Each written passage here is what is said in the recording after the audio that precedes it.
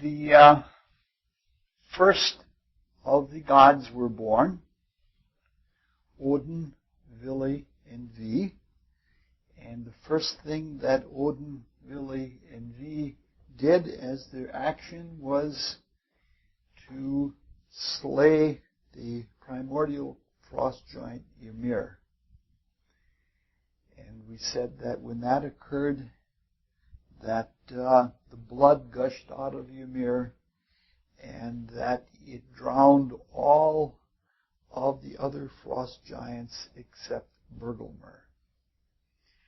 We'll continue a little bit on that theme, not so much on the topic of God is dead, nor on the topic of the cleansing blood, but instead we will play detective, and we'll try to figure out exactly what the murder weapon was. It's a very strange murder weapon, but it's ultimately the murder weapon that is used all the time. If you remember, we said that this was parallel to the action of Cronus castrating Uranus, and that after Cronus castrated Uranus, that the very transcendent states of being, that is the noetic and the noetic and noeric, that were represented by Thanes and by Uranos, they were cut off after that, and similar to the Norse mythology, there was no more direct action by the purely spiritual worlds. At that time, we looked at the weapon that Cronus used, and the weapon that Cronus used was a sickle. And it was a gray sickle made out of flint. And we talked about it at that time in terms of Neoplatonistic mysticism, and we related it to what the Neoplatonists called the sub-celestial arch, which was sometimes called the returning. We won't go into that again, but it did have the same effect of cutting off the purely transcendental or the purely spiritual realms. We could have talked about the sickle as the symbol for soul. Soul meaning the intermediary between body and spirit. In the same way that in the threefold spirit, the second principle of the threefold spirit represents the mediator in the struggle between the first and the third. We're going to have more to say about that in a little bit. But we won't look at it quite that way. Because the blood came gushing out of Ymir in torrents, the weapon had to have been something either very sharp or something very pointed. So let's look at some astrological symbolism for soul. The circle represents the spirit, and the straight line or the square represent matter, and or sometimes the cross, and in between the two of them is the semicircle, and it has the intermediary quality about it. If we look astrologically at the basic planets that have the semicircle in them, we find the moon, we find Mercury, we find Jupiter, and we find Saturn. Each of them has a quality that involves soul. If we look at them each individually, the thing that we find in common is mind. The moon represents represents the instinctive mind, the automatic mind, the biological mind. And Mercury represents the planet of Wotan. It represents the concrete mind, the focal mind. And Jupiter represents the ideational mind, or the higher mind. And Saturn represents the whole focus of mind and the cunning of mind. In the Saturn period of creation, at the very beginning, the whole world was no more dense than the stuff of mind. And in our Saturnine state, we're at the very beginning as human beings with the birth of mind. So the semicircle in the great cosmic hourglass, where this is spirit and this is matter, the focus of mind as a lens and as a mirror is sort of like an ultimate medium between body and soul. So the sickle, or the sharp-pointed object that was used to slay Ymir, was the mind. It is both lethal and liberating to the divine. It is through the ideational mind that pure being fulfills its object in developing self. But in the development of self, it is limited in the conception of that self, and pure being is dead. So it has both a fulfilling and a destroying quality. In that, pure spirit is, just like we talked about last time in the cleansing blood of Ymir, pure spirit is liberated and focal spirit is fulfilled. But this is not a one-shot type of activity. If people like Paul say, I die daily, the same is also true in spirit. It is an ongoing process. We have talked about in the past that the realms of pure spirit, especially through the pure imagination, have to constantly keep shedding patterns to keep from becoming crystallized. And those patterns become new thought, and spirit is kept alive by continuous new thinking.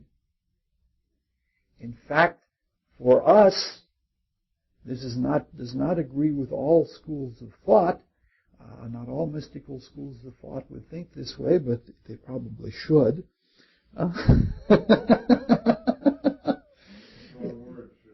Yeah.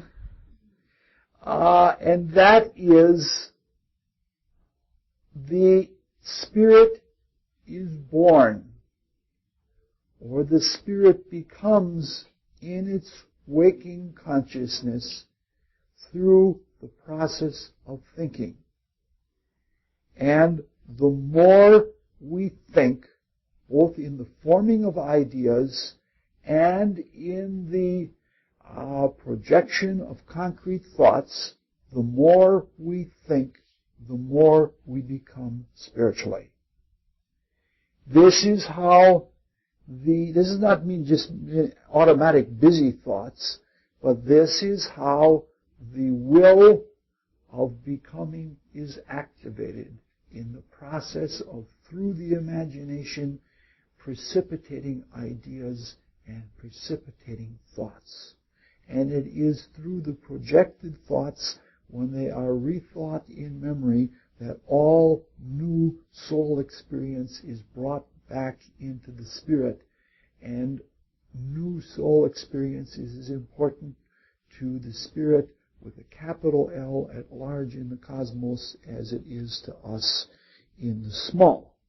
So the thought process in the cosmos is an extremely ongoing, extremely important process in the ongoing development of humans. So it is that through the process then of thinking, will is built up, because it takes a lot of will to think. Thinking is not an easy process. There are all those diversions to get away from it. And it is through the quality of reflective thinking that the spirit knows itself.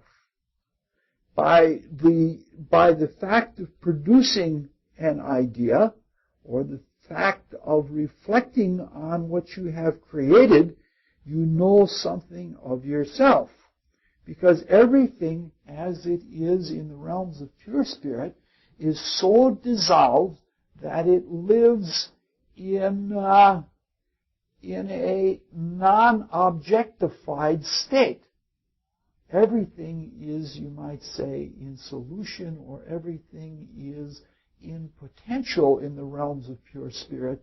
And in order for things to be known of all of the things that could ever be, there has to be a reflection. It's exactly like what happens if we want to know something about ourselves or what we think about something. If we just sit down and write an essay or something like that, we suddenly know what we are and what we have thought about all along. We all know that in the classic activity of watching our thoughts, which is what reflective thinking is how we come to awaken in our purely transcendent spiritual state. And so it is that kind of reflection. However, thought is how the spirit carries itself all the way through into the phenomenal realms, including the dense physical realm in which we live, and which could be called death, actually, but it is thought. It is the will to live and the desire for experience that is put into a thought and projected outward into the dense world that allows us to come to birth in the first place. And so that brings us back to the story.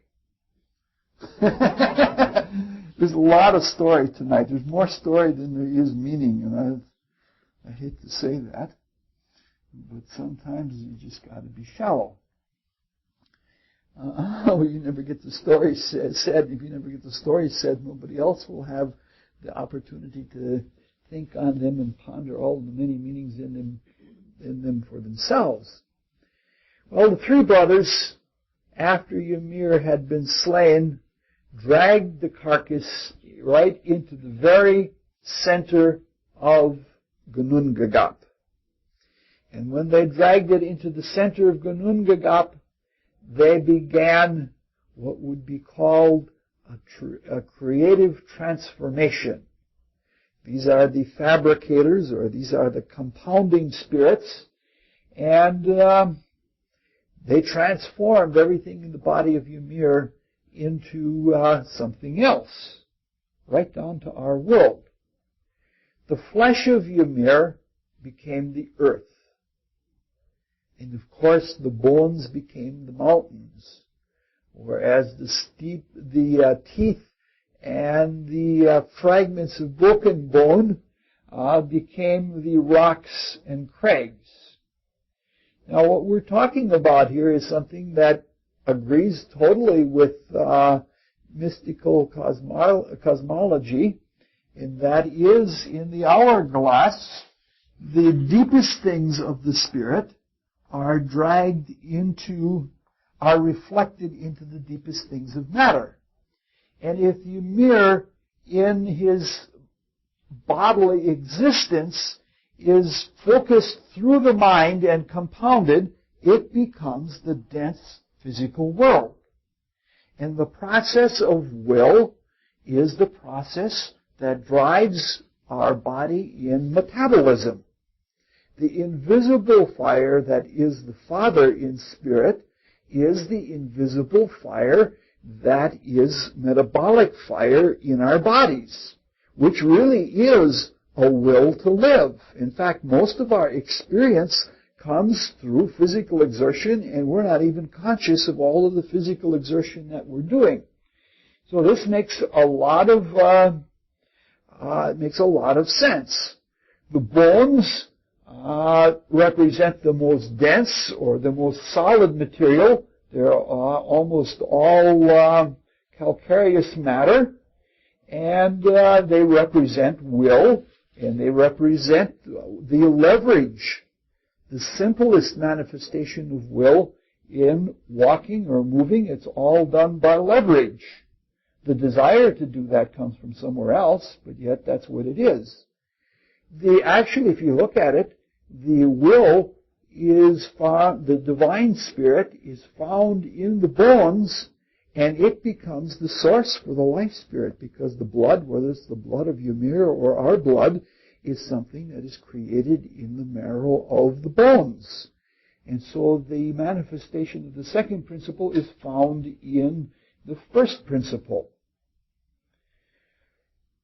The blood of Ymir, the three brothers, especially Odin or Wotan, transform the blood of Ymir, and they transform it into the ocean that circles the earth. And in that ocean, the whole ocean itself, and within it is what is called the Midgard's Ormur. We're going to have all kinds of crazy words tonight.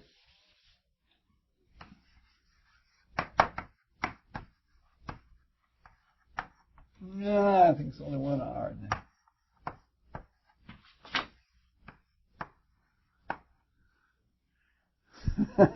Nice word. That's the Midgard serpent. And it's a very dangerous serpent, but it doesn't bite you too much because it's always biting its own tail.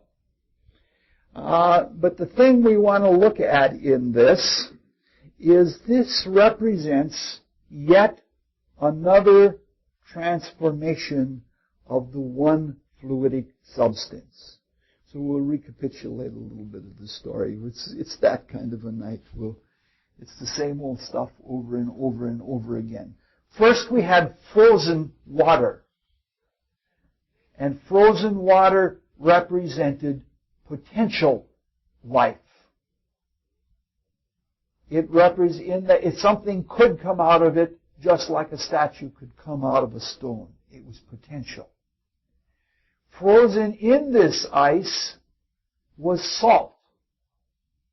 And salt itself represented polarized potentials as we looked into it. The acid and alkaline, the metals and nonmetals that are in the salts represented polarized potentials that are deadlocked, that are frozen in the ice. Then we have the waves operating on the ice. That is that great big cow in the sky. Audumbla licks in waves and keeps licking at the ice for the salt. And the salt water in Audumbla becomes milk. And this milk nourishes Ymir, the primordial one that is frozen in the ice. So things were transformed from ice to water to milk. And in Ymir, the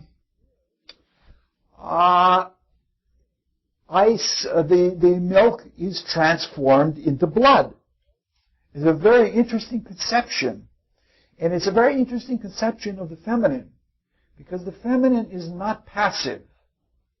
If Audumbla, as the cow, represents the feminine, she is actually the activator. She's coming to the potential of ice, and she's coming to the potential of the will. Just in the same way that a field actively moves around an exertion of will. So the milk is turned into blood, and all the while, whether it is ice or whether it is milk, or whether it is blood, it still maintains its salinity. As blood, it represents a direct representation of spirit that can give birth to individuality or to individual personality. So it represents life in a very active way, where just like the oxygen and carbon dioxide being taken on and thrown off, and the relationship of the iron and the copper in the blood relate to a very delicate balance, and through that delicate balance everything is built. We could have, if we had taken the other line, there are other variants of the story where Ymir gives birth to Buri, and there's a regular generative story. It's not the standard variant, but we could have then seen the blood becoming sperm, but we didn't follow that one along. But now, finally, we find that through Odin or Wotan, the blood is turned back into salt water, and it becomes part of the sea. This is a really interesting conception, because the relationship of blood, which we see in a thick sense, it seems very thick and almost viscous when we see it. Actually, it's gaseous in our veins. But when we see it, it's thick. But compared to the seawater, it is very much diluted.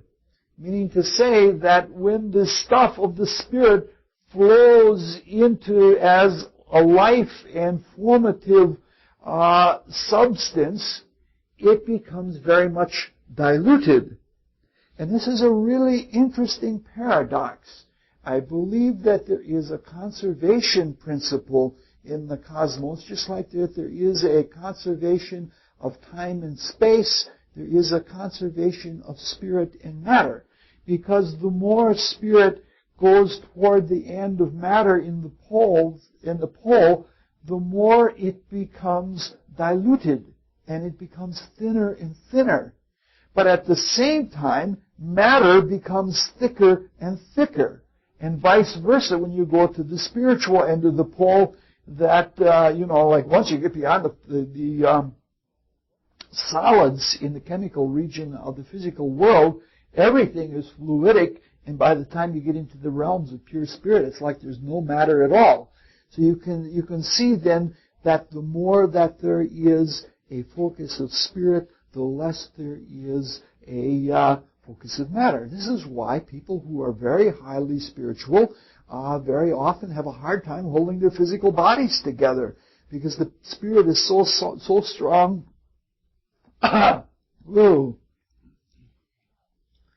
strong that it has a disintegrating effect upon the physical body. The same is true in the realms of matter. Time seems to pass very, very slowly, and space. I'm going to break for a second and take a drink of water.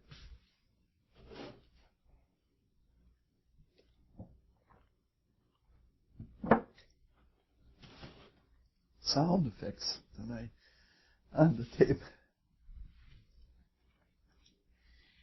So that there is an inverse effect, so that where there is more time in spirit, there is less space. Where there is more a space in matter, there is less time. All right, I didn't want to go too much off into that.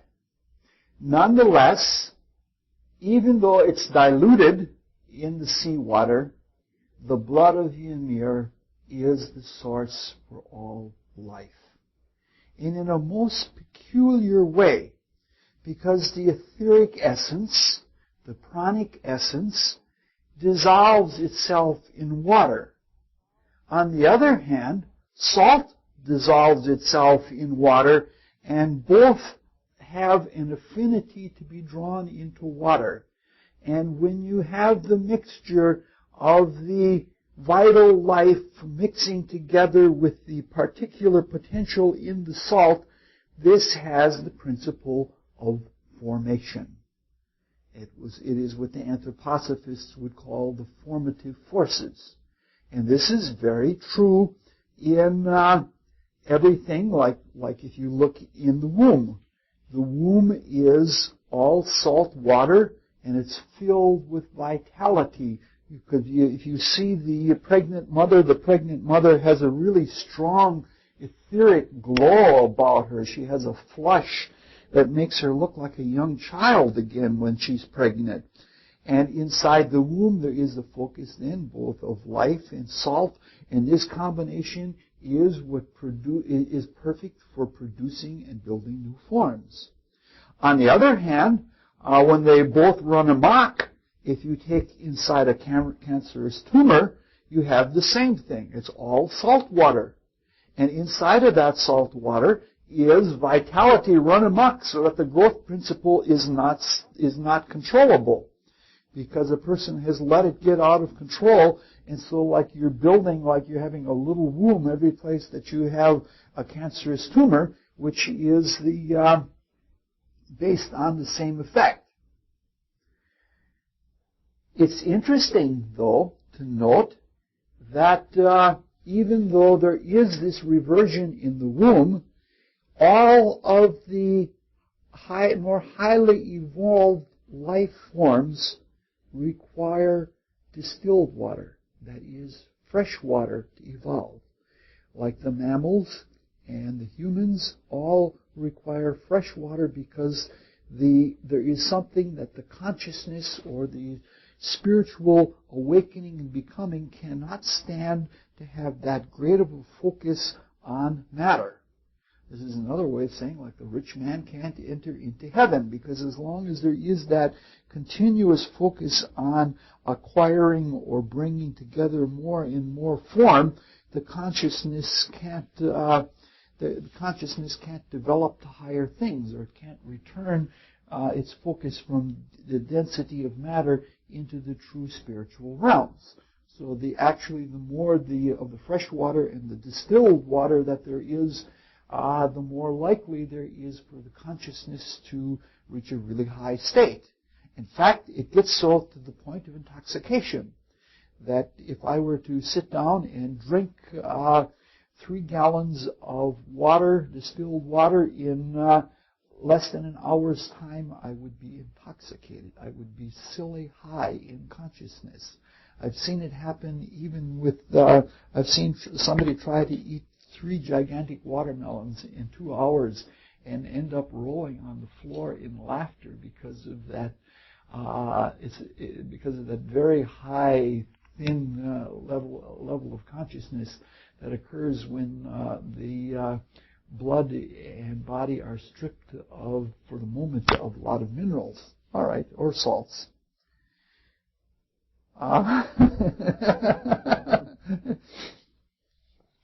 All right. And now we come back to an old friend. Floating on the blood first, and then the water, is a mill casket.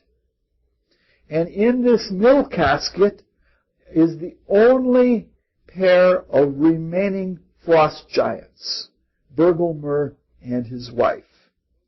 And they are wrapped in all things, they're wrapped in swaddling bands. So here we have an old friend coming back to us that we have looked at now for I don't know how many years, 4 years. First we looked at it in the story of Osiris, whose brother put him into the casket and then slapped the casket shut and eventually cut him up into many pieces. And then later on, we saw it in the story of Perseus, Danae and Perseus. When they left Egypt to come to Greece, they were sealed in a casket. And then later on, in the heroine story of the 2 caskets, we came across the casket again, And here we have a couple in a casket. It's the same story. We're still not done with it yet. I'm still not happy with the interpretation. But there are plenty of myths to go yet. We'll run into a lot of caskets. In the case of Osiris, the myth of Osiris, we looked at it in terms of the exact measurements of Osiris being taken. We saw that as the process, if Osiris represented pure spirit or the highest state of spirit, the putting of Osiris in the casket represented the squaring of the circle. That is,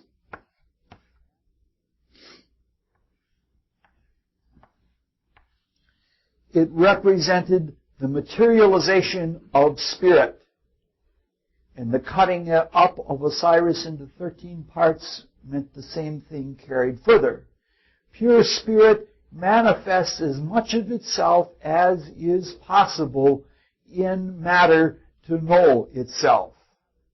In the case of Perseus and Danae, we saw that it represented an extension of self, sort of like cast your bread upon the waters. Like if you give yourself out, it's the same principle, but it's more on a human level in the becoming of self by making gestures and casting yourself out using the ark again or the casket as a vehicle to cast yourself out into the world for some new experience. The casket is a nice square box and it's objective, and through that you extend your knowledge of self. In the case of the two caskets, in that myth, we saw that it meant an internal treasure, that the spirit was internally, the jewels and all were inside the casket of the little girl who passed all the trials in service and did so lovingly. So we now see in the two caskets, we see that spirit is internalized. All three of these are perfectly fine interpretations of the myth, because they both have that internal quality, because the spirit is inside of matter. And but now we see it a step further, because this is something else that was common to all of these things. If you remember, with the death of Osiris, it was in his vengeance or in his vindication that Horus rose and was resurrected. And in the case of Perseus, a new hero was born. So this case, especially with the swaddling bands, we see the casket being cast out on the water or on the sea of blood that becomes the sea of salt water. We see in this a renewal, a rebirth. Even Osiris was so old that he needed renewal and newborn experience. And this is what is represented in this kind of objectification. It's like saying if you want to enlarge yourself to a new birth, what you have to do is to put yourself inside of a small box. And it is by those greater limitations that new creativity would be born. Something like Picasso would love it. He said, if you can paint a painting with 4 colors, do it with 3. Because your creativity is magnified by taking on that cramped objective limitation. What this represents for us as human beings is that we have, by taking on the extremely cramped conditions of this material world, it represents that we have an opportunity to become very, very glorious spiritually just for having taken on this great of a limitation. That is, if we can carry it through. It's interesting that the whole idea of the life going into the water, being dissolved with the salt into the water, is what is represented by the swaddling bands, because they represent like the flow or the paths of the ether as it works its way into the becoming etheric body. But it's also very interesting to note that this is one of those flip-flop things, because, this is, I don't know how to go into this, because this is one of the fascinations that I think I might spend a lot of years thinking on. All of the ancient pagan mystery myths are found in the Gospels of the Bible. Like all of the parts of the story of Jesus, like we've already talked about, the pigs being chased down to the sea, coming from the Eleusinian mysteries, and we talked about the withering of the fig tree being the entolete of the Greek and Egyptian mysteries. And now we find the babe in the manger in swaddling clothes coming from all sorts of Egyptian and even Norse mythology from very pre-Christian times. So it represents then sort of again like the fields of life wrapping themselves around a becoming concrete form. But what is birth to the physical is death to the spiritual, and what is death to the physical is birth to the spiritual. Because the same things that become swaddling bands when you're put into the cradle, the same things occur in the unwrapping when a person is a mummy that's put into the casket. So like a birth from one is like a birth into the other, and the whole objectification principle of somebody being born into the casket, it works both ways, coming into the material world and going back out and unwrapping the very things that you put in the first place. All right. We're back to the story again. There's going to be the more we go on, there's more story there's going to be. Hila says, I'll believe it when I hear it. The compounding or fabricating or creative transformation by Odin V continues in that the skull of Ymir is transformed into the heavenly arch. And the floating sparks from Vergelmer are set into the skull as the stars.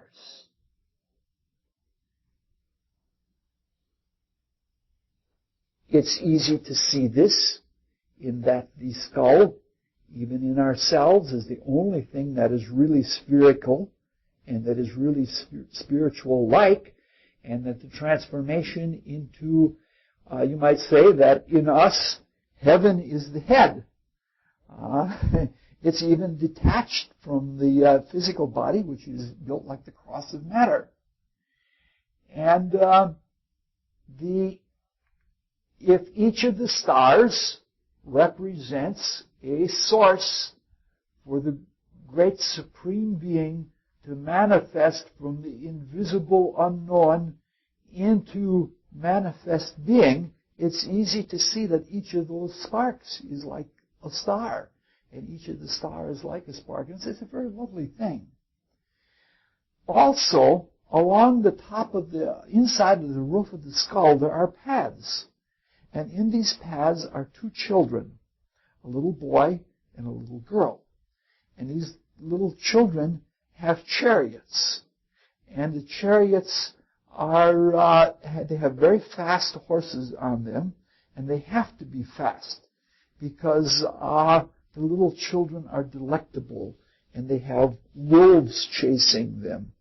And they have to keep racing or the wolves will capture them and eat them up.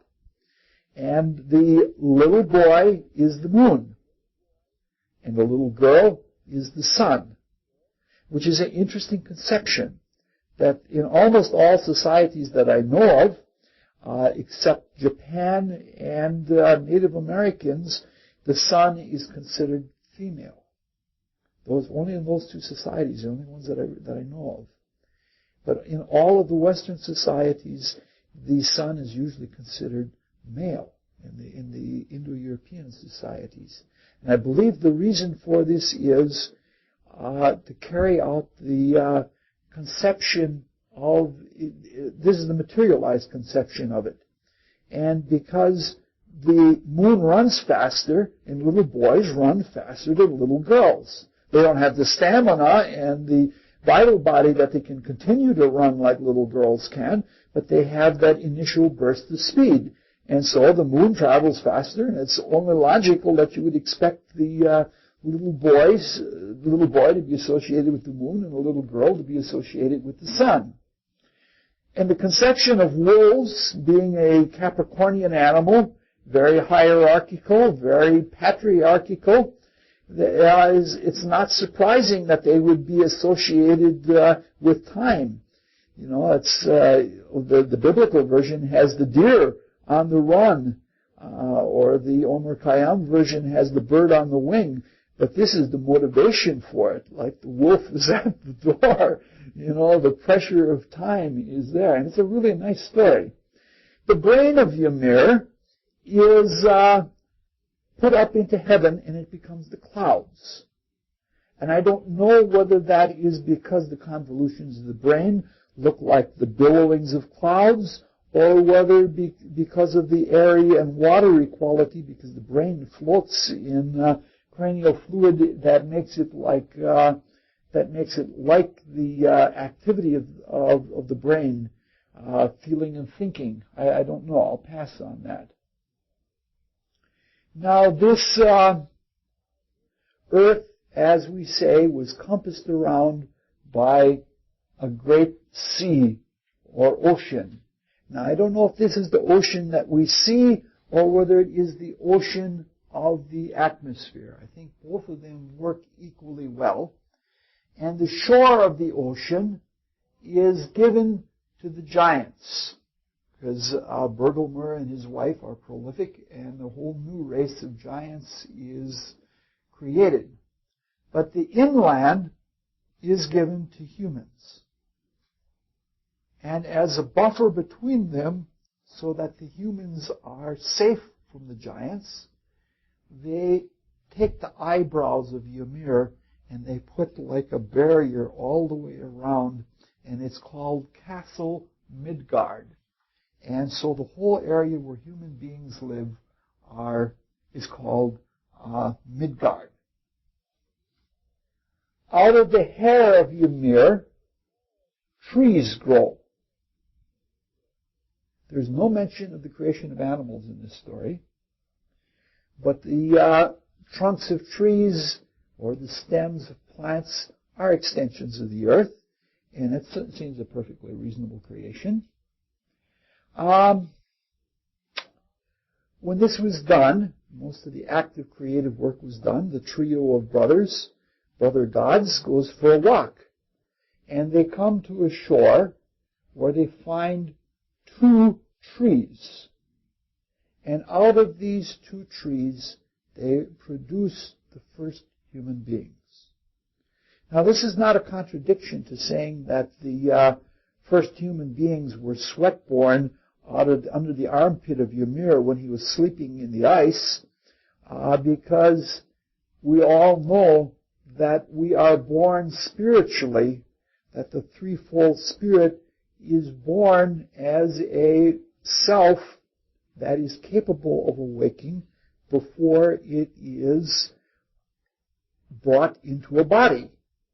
And what we're talking about with the thought-born, because it was under the armpit, it was a concrete thought-born, the thought-born male and female born of Ymir's sweat, what is the Rig Veda has the sweat-born also, doesn't it? Oh, okay. I thought you knew them all, then, so they represent the first birth, the spiritual birth, and this new man and woman represent the earthborn. The male was called Asker, and the female was called Embla.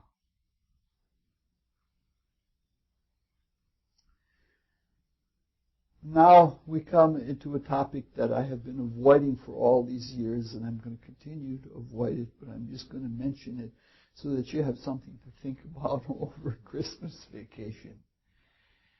And that is the topic of twin trees, which is also the topic of twin pillars. There are the pillars of Heracles and the pillars of Samson, both the pillars of strong people, and there are the pillars of Hermes. But we also have twin trees in the entire Judeo-Christian outlook, one being the tree of life and one being the tree of knowledge.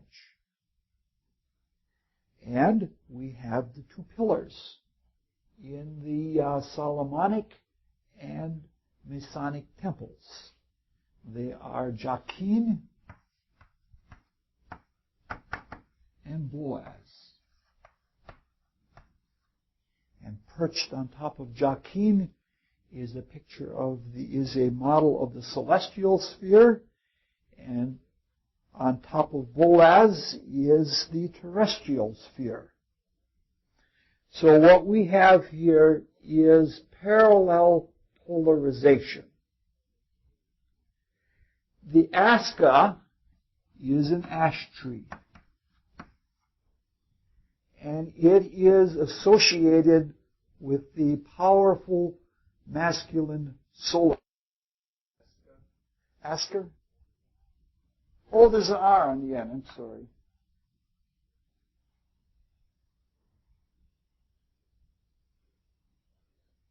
The embla is associated with the elm tree, which we all know from astrology is associated with Saturn.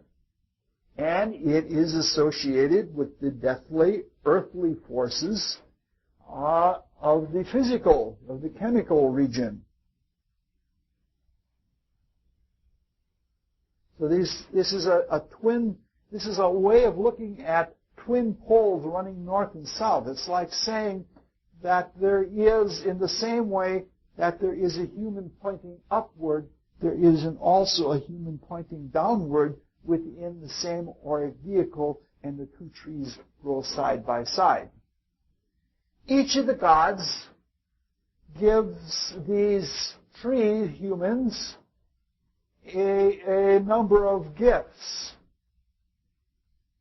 Vili gives touch, which is again a material impact, because Vili in a way corresponds to the first principle on a much lower level, of course. V gives color, speech, hearing, and sight, all of which are dependent upon light or upon waves, which relate to the second. And Odin gives to the two of them soul, meaning to be divine selfhood. And it is through the mind that the soul or the spirit is born into humanness. Now, while all of this is going on, the mountains and the forests and such are being filled up with dwarves and elves and all other kinds of nature spirits, and they're spontaneously, this is the way they say it in the story, and it's really beautiful.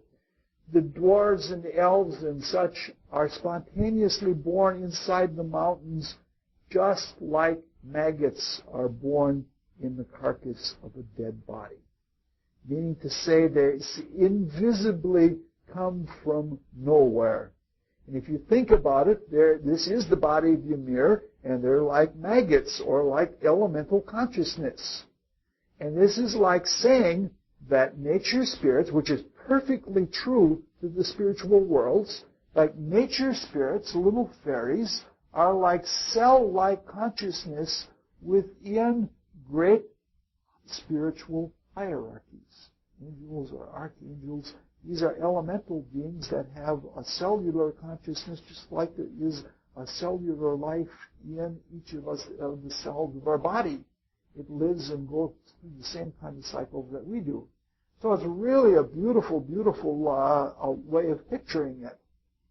these giants have a realm of their own, and they live in the forests and in nature, and they're described almost exactly the way Oreads and Hamadryads and Dryads are described in Greek mythology, and the way they're described by clairvoyants as the giant guiding forces of locales of nature in spirit. It is their consciousness that overshadows everything that's living in the sylvan areas of the world.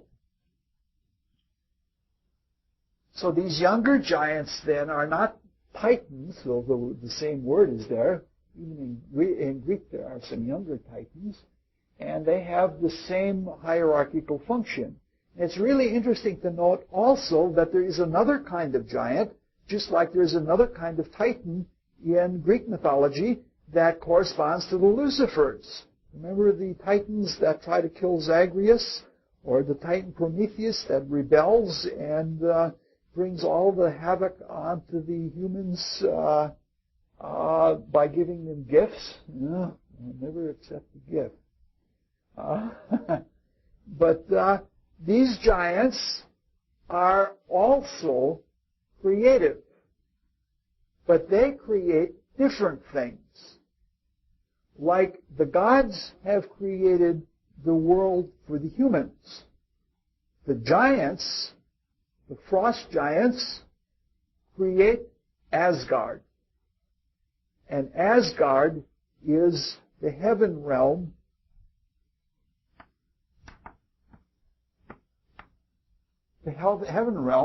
where the gods lived in.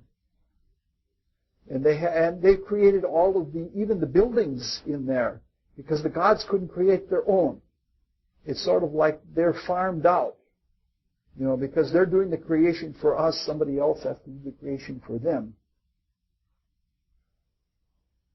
Volostjalf, which is the palace, the hall of Woden, which has the silver roof, is one of the things that they create. And they create Valhalla, which is another palace or castle or hall, and that's the castle for the heroes who don't go to hell. Hell is not a bad place, but it's not a good place either. Hela is the goddess. She's one of the daughters of Odin, of Wotan.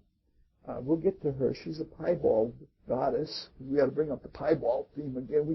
We can't let these things get away. We have to see more and more and more sides to it, because everyone enriches us more. But there's an interesting principle here, that Asgard, or the realm of the gods, and all the halls in it, is built after the earth is built.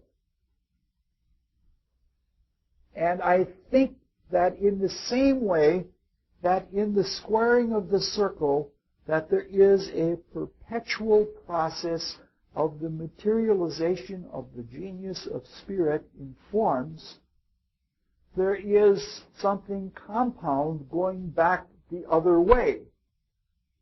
Meaning to say, when we have unique and new and detailed experiences in the external world, when we have perceptions that have never been before, especially if we are very creative people and odd people, we do things that we have experiences that have never been experienced before, this passes back into the spiritual worlds. And it ramifies and it builds new things in the spiritual worlds where there were potentials. So this means to say that we as human beings are creating new heavens.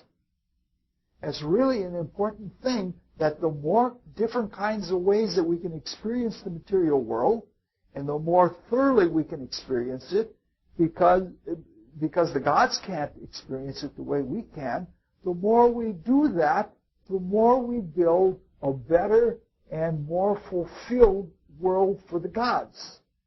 We depend on the gods, and we need the existence of God and the gods to continue at all. But they also need us because their becoming in all of the details of their being is they get the stuff from us. It's really a neat thing. It's another way that law of service. Because the gods give us life, what they get back from us is ever so rich. All right. These aren't the only realms that there are. There are many realms. And running through, I'm not going to draw a picture because it's too hard to do because it would have to be a multi-dimensional picture. We should leave the hourglass up. Running through the center of the creation is a tree. And it's called the world tree. And it is again considered a mighty, mighty ash tree. It's a positive statement. And it's so great that its limbs stretch over earth and heaven alike. And this tree is called Yggdrasil, or Yggdrasil asker.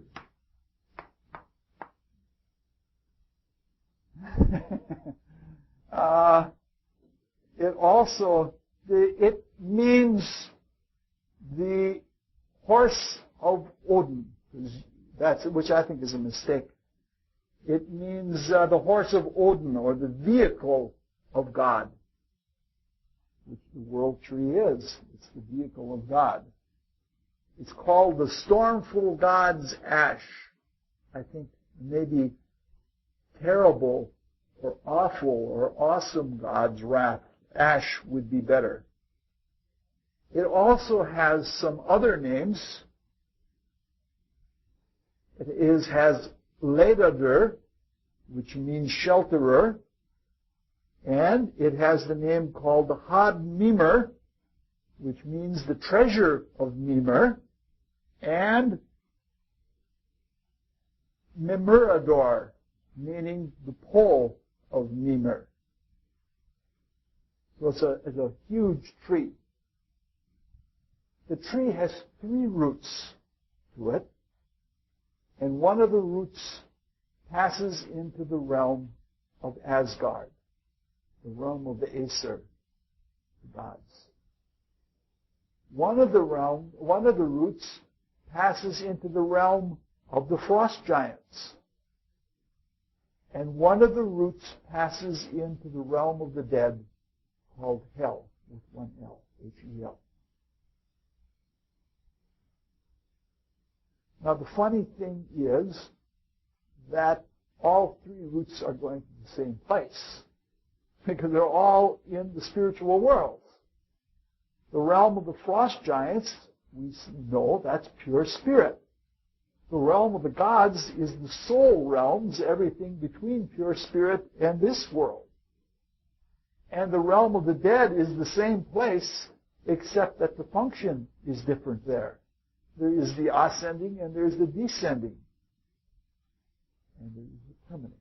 The gods are descending, the dead are ascending, and the frost giants are permanent.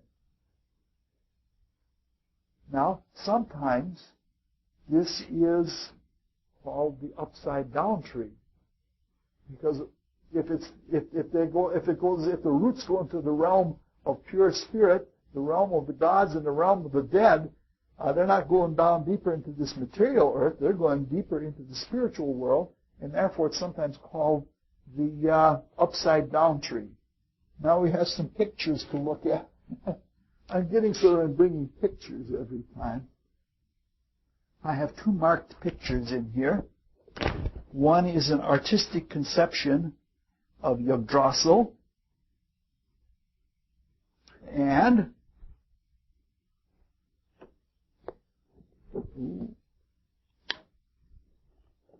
one is the tree of the Sephiroth that is used in the tarot cards, and it itself is the upside down tree. And you can look at them, and Huh?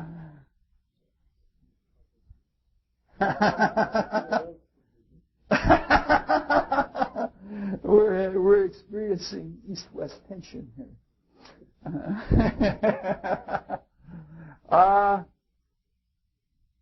See, the inversion is from our point of view. We see things upside down because when things go through the lens of the Spirit, they get inverted.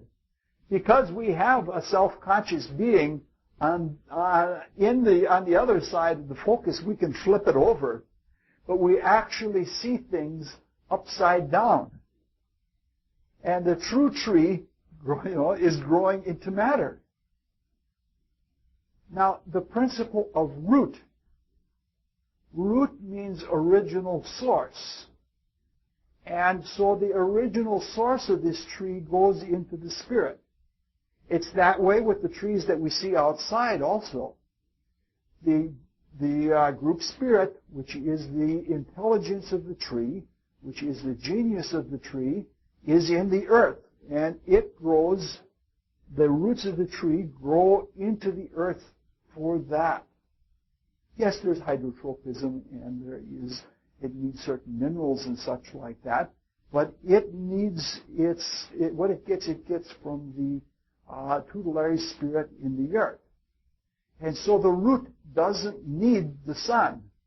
The root is actually coming from the source, from the really important origin of things. And so this is why the tree can be upside down. Of course, you can see this. This is the same tree we've talked about all along as the ladder of the gods, running up and down from the Milky Way, the planetary ladder of the gods. And if you look even in fairy tales, there is Jack and the Beanstalk. He plants the bean, and the bean grows way up in the air, and what is way up in the air but the giants? And all right, the giants want to eat them up, which doesn't mean death. The giants want that experience. They want to gobble that all up because they don't have hearts. They don't have conscience. They don't have the kind of consciousness that we have, and they need what comes from us. So Jack and the Beanstalk represents what they get from us. All right. Now, the picture of the creation is much more complicated than this. Under each of the roots, there is a spring. And under this root that goes to Asgard is Udar-Brunner. Under the root that goes to the land of the frost giants is Mimas-Brunner. And under the root that goes to hell, what do we find? Nothing other than Virgulmer. Remember the original spring of fire? Mimersbrunner is a spring that is watched by Mimir. Remember, that two of the names for the Yggdrasil had to do with Mimir, meaning treasure of Mimir or the hole of Mimir. And Mimir is a very, very wise old man. And this represents, so to speak, Mimir is probably none other than Ymir. That is the Ancient of Days, who is the creative, again, the creative, passive watcher, that through whom everything is and everything becomes, and it becomes just by being watched by Mimir. Mimir looking into the pool. Now, the springs are like vortices, or Laya points, they're called in the East. And they are connections between one world and another. This is the same thing as going back again to the story of the two caskets. Remember, she jumps into a well, and she comes out in another world. And this represents a breakthrough. They're like the vortices that are in the desire aura, where we can make a breakthrough into the desire world and we can become awake and aware there. So they represent means to withinness. Actually, probably all three wells in pure spirit are all in the same place. Because they're all, if we transcend altogether, everything becomes concentric and everything is within and going, it's all one. Funny thing about these wells is whoever can crawl into any one of these wells turns pure white. They're so blessed that they turn white, and they are white for the totality of their existence. Now, near the spring of Mimir, or the fountain of Mimir, are the three Norns, who are the fates. They are Urdur, U-R-D-R, fate, Skuld, S-K-U-L-D, necessity, and Verdandi, being. They're also associated with past, present, and future. Dagmar can tell you, Verden means in the future. The whole sense of time is involved in there. But these Norns, as well as spinning, have another task. Every day, they go to the spring or the well of Mimir, and they gather water, and they water the roots of the Yggdrasil tree to keep it alive. And this is absolutely necessary. This is like, you get the picture. Time is drawing on the essence. Remember the infinity of time in the Greek creative story? Is drawing on the essence of the Supreme Being, and it's drawing that life force, and it's feeding the whole pole of creative existence. And this is done in a timely fashion. Now, it's a necessary thing, because underneath these roots is a huge snake called Nidhogger.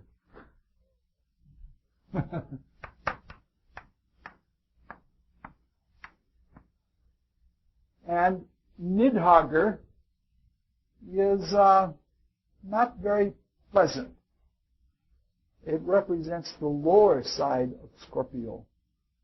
And the lower side of Scorpio leads in perpetual destruction.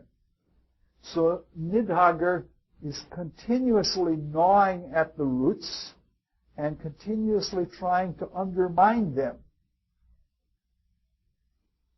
Of course, this is also can be built anew. That's what Scorpios always say. But it's like saying that the negative side, the dissolution side of creation and destruction, the dissolution side is constantly at work. We might understand it as criticism or threat or something like that, but it's always at work. It's always dissolving. It's what allows this tension. You understand that there has to be a creative tension for anything to exist. And music with no tension is no music. New Age music is no music because it has no tension. Because you can't suspend an experience unless you have this kind of tension. And it's necessary for another reason, because everything needs to live. Up in the boughs of the trees drip off nectar, which in the Norse mythology is called hunangsfall, meaning the stuff out of which honey is made. And so like they're continuously dripping nectar. Oh, what a beautiful picture, huh? And up in the boughs of the tree you can see in the picture, are 4 stags. I couldn't track down the names of all of them. One of them is called Dain, D-A-I-N-N, and the other one is called Devalin, D-V-A-L-I-N-N. And they're continuously eating at the verdancy, which has all of the nectar dripping from it. And then there is a squirrel that's up there, and he's called Ratat Rusker.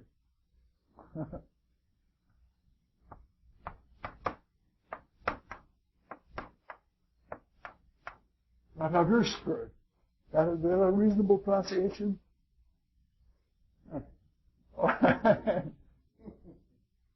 And there are a number of serpents that are up in the tree, and some say that there's a goat that lives up there too, and that the goat eats off of the foliage, and out of the paps of the goat, honey or mead comes out of the paps of the goat.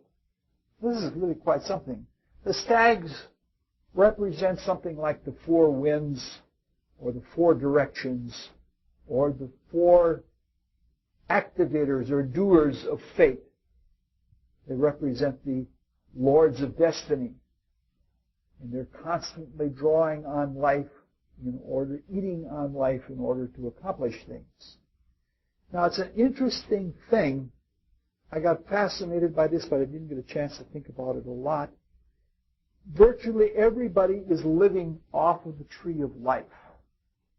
And the nectar that they're taking in is like the communion, which is called the host. And the host is living off of the host, because the host with a capital H represents the heavenly being. And the host with a capital H also represents the communion cup. And so all cases of consuming are a consuming of a divine hierarchy of as much of the body of God or the gods that you can take in. So this whole host of beings is eating off the host of beings. Now this tree passes through 9 different worlds. Not just the Midgard, but there are 9 different worlds that it passes through, which is consistent with regular mystical teaching, that there's the world of God, world of divine spirit, world of life spirit, world of thought, world of desire, and the physical world. One is, look about the virgin spirit. 1, 2, 3, 4, 5, 6, 7. Just what I said, right? 9 worlds. This one is divided into 2, and this one is divided into 2 and put together. It represents 9.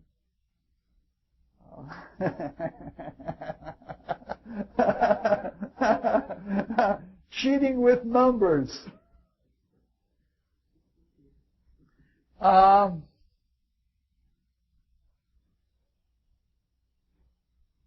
Odin has a seat somewhere in the tree. And some people say that Odin sits right in the middle of the tree, and some people say that Odin sits at the top of the tree. They're both right, of course, because the top is the middle. But this is the realm of the mind, which is certainly the realm of Mercury. But if you take these in the Paracelsian sense, the physical is lead, desire is iron, thought is tin, this is copper, and the top is gold and silver.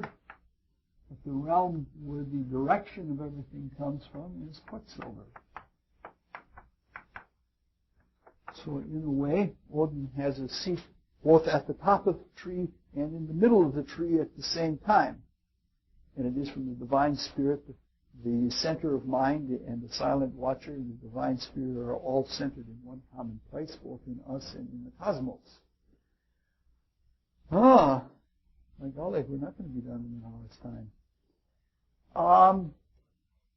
Now, these worlds, these 9 worlds, are not, though they all flow into each other, it's not easy to pass between them. Because between each of them, there is either a gate, or a river, or a chasm. And it is only when you can reach one of the bridges, because there are bridges between the worlds, and each of these bridges is the way that you cross, meaning to say that you have to have a divided consciousness. For example, Geo is the gate that is between the realm of the living and the realm of the dead. And usually it's a one-way gate, but occasionally it is thrown open so that we can see the dead from this side and they can come back here. The reason that they're seen as chasms or rivers or fences, gates, is that from our point of view, where our consciousness is totally in one world, it represents a leap of faith, or it represents somehow we have to make a jump to a different kind of consciousness. And the way that is done is by building up an intensity in ourselves and by building up the ability to attune ourselves to a totally higher octave or higher level of existence. And in that way, we bridge our consciousness from one state of being to another. A lot of people think that to leave the body and to enter into one of the other worlds is just a matter of a physical technique, that you just step out of your body and you go into another world. And if you read Robert Monroe, it certainly seems like that. Unfortunately, he's not very observant, I think, of his own activity. What it really amounts to is building yourself into that other world and attuning yourself to that other world. The entire process of clairvoyance, or the entire process of being able to transform yourself or your existence from one world to another world, is a matter of tuning. If you can vibrate, if you can resonate, if you can express your being in a wave-like fashion in the frequency of another realm, you are there. And this process is a process of bridging. I don't have a list of all of the bridges. The bridge is an analogy of connecting this world with that. As above, so below is the general bridge, because you can see that each realm is analogous to each other. Now we can even see that the higher spiritual worlds are being built by this world as much as this world is being built by them, and it is an analogy that carries everything across. The bridge between this world, the world of form, and the world of color is called Bifrost.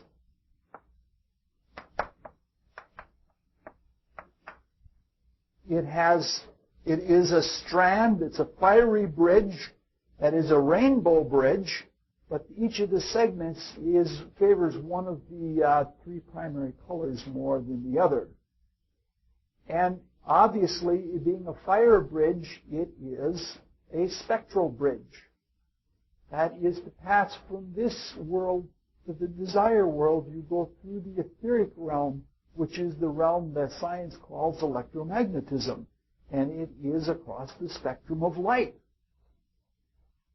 And that spectrum of light, the gods cross that and they enter into the physical world. But Thor can never do it, because Thor has an iron cart. And that would break up the electromagnetism. Thor has to wade through the river in order to come from the realm of Asgard the color world to this world. So it's, if in an initiation by fire, this is what you do. I don't know how to pronounce this one. J. It's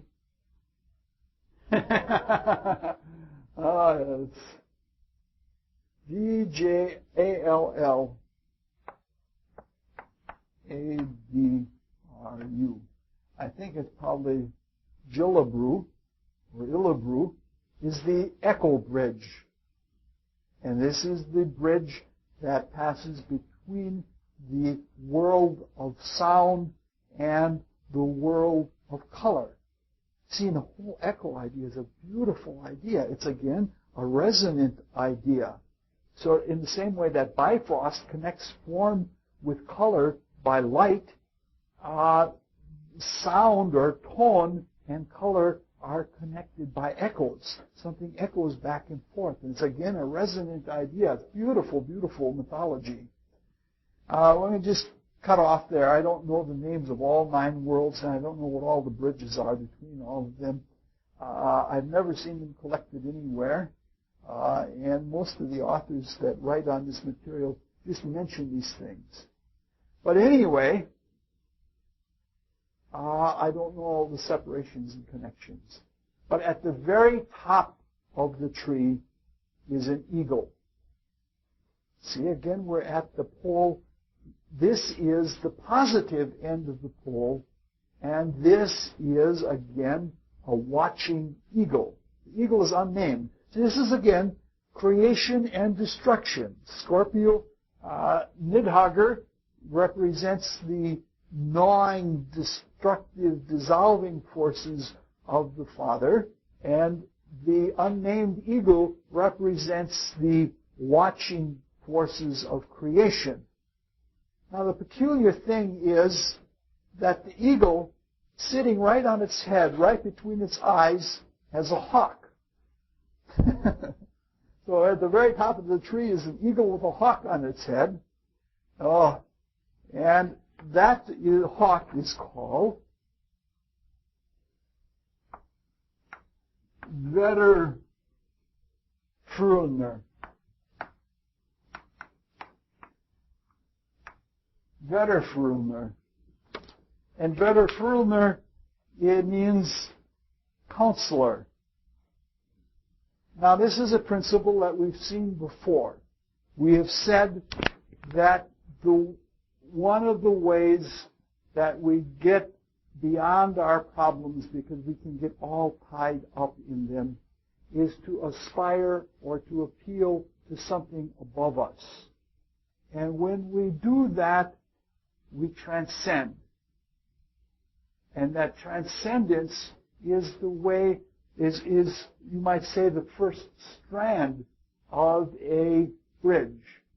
Because the principle of transcendence and analogizing and aspiring to a higher level is a Sagittarian or a 9th house principle. This works, as we've said, it goes all the way back to God, except that the principle collapses with God. God transcends the God within God and rises above itself by that same principle. And that's just like having an eagle with a hawk on its head. And the hawk is called wise counselor. And that is something like the silent watcher, which is even beyond the divine spirit. It is what watches the seeing. It is what connects us to the absolute and to the ineffable. It is a completely silent, a completely dark kind of watching. It's a passive kind of watching. So it's connected to the absolute. Now, between the eagle and Nidhogger, there is enmity. And it's a necessary enmity. That if there were no, all of the stories or all the renditions of it say this is absolutely necessary. that they hate each other. Because this is, again, the tension of the two poles. If you don't have the dark and the light, you can't have all of the colors and all of the grays in between them. And so it's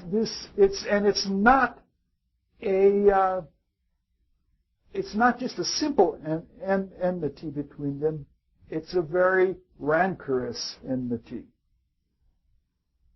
Because what happens is they threaten each other. The eagle threatens the snake. In nature, they're actually enemies to each other. The eagle threatens the snake, and the snake says, I'm going to bring you down when I bring the tree down.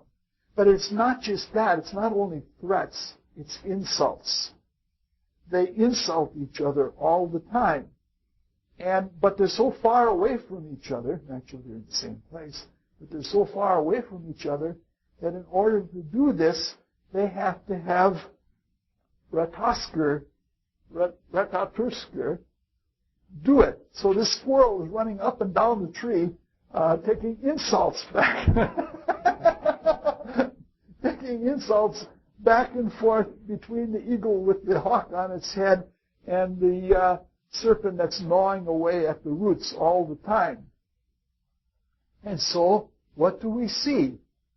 We see, expansion, contraction, dark and light. Once you have poles, it's just like Gemini. You have a oscillation that takes place between them. This is almost, remember I said this is a very scientific kind of mythology that the Northern Europeans had.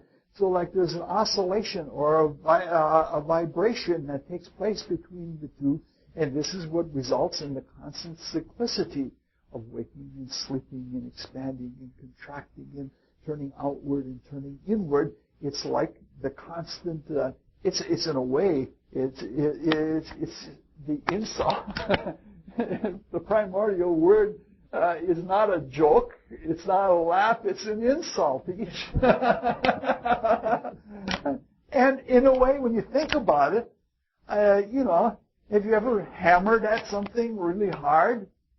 Or have you ever bumped your head against something really hard? There are all kinds of insults and other imprecations come out of such an instance.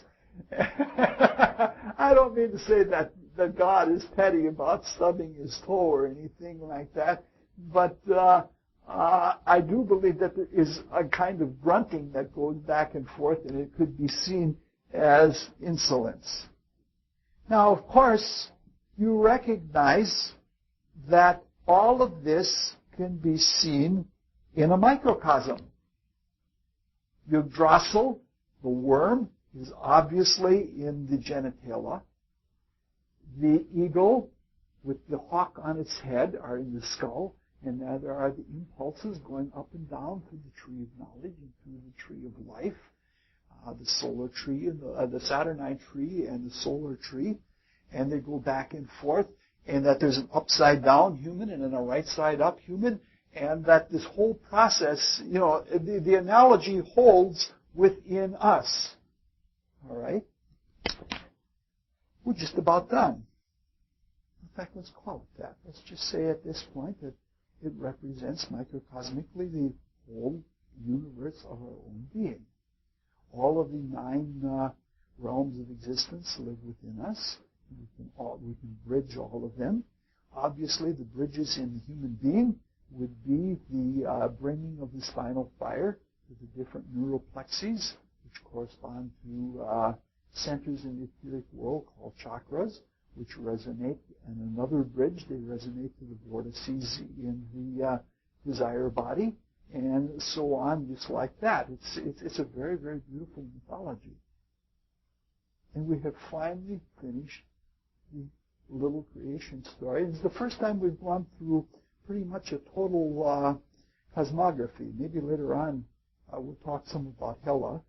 Now, from here on in, we're just going to tell stories. We're going to tell the stories of Wotan and the stories of Donner, which is Thor, and the stories of Tyr, which is Mars. And eventually, we're going to tell the story of the destruction rather than the story of a creation. and that will be it for the year. And we'll try to do more hierarchy along the way. But you can see why this is, in itself, just the way it's all put together, is a very beautiful hierarchy all on its own. Any questions? No questions on all of this material? I gotta write my questions then. Where did they get that word from? I don't know. You have here's a Sanskrit. What? Oh yes. Yeah, that could very well be. Yes. Oh yes, see? We not only have questions, we have commentary. I know the Hindus had it first. But we've made improvements on it. We've made it more scientific since then.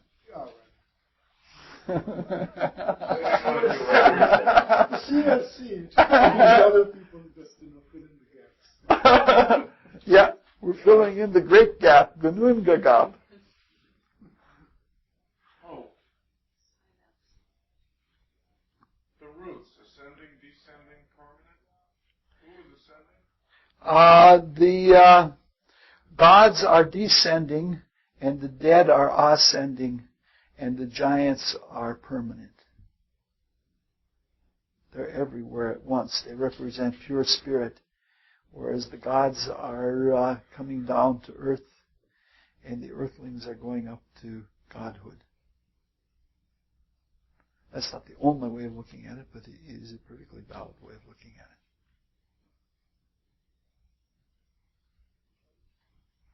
Well, I hope to see everybody Sunday for singing.